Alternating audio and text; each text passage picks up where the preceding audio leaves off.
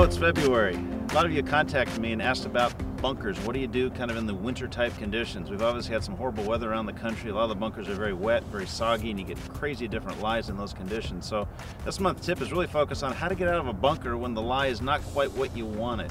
We've got two lies here, and this pretty much dictates what happens. Either you get that wet, packed, crazy hard sand that you can't even get your club on the ball, or it kind of thickens up so much it's almost like, say, pea soup, and you almost can't get your club through it.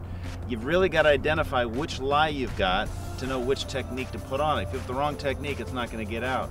So when you get in the bunker, first thing you do legally, you can walk in there and you kind of feel with your feet whether it's crazy hard or crazy thick, almost like if you're a skier and you know whether the snow is really soft or really hard.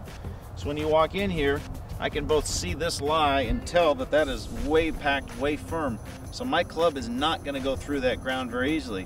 So in this case, the leading edge, the front edge of the wedge becomes my best friend. So when I get my setup, I'm going to play it a little more back in my stance, lean on my front leg a little more, and I'm going to purposely dig a little bit as I come through it. Now as I come through it, it's not going to go out very far, so I'm going to put a lot of kind of speed and energy with a very short follow through, kind of letting it hit hard through the ball.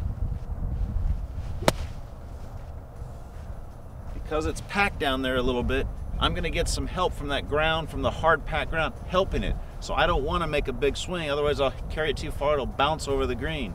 By using the leading edge, I took the bounce out.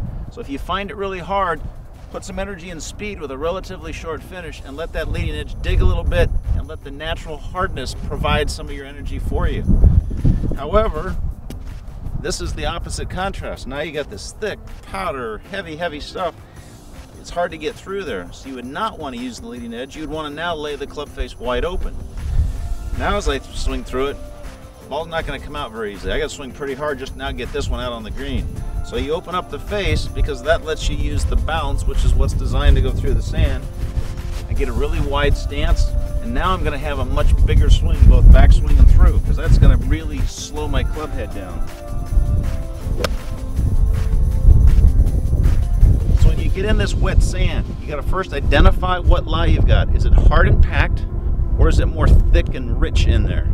If it's hard and packed, you're going to get a plenty help, so it's a little more of a bigger swing using the leading edge with a relatively short finish. If it's big and thick, you got to get the face more open, use the back of it, and go ahead and make a big swing and a big finish, and let kind of the natural slowness of that thickness force you to be the one that accelerates it.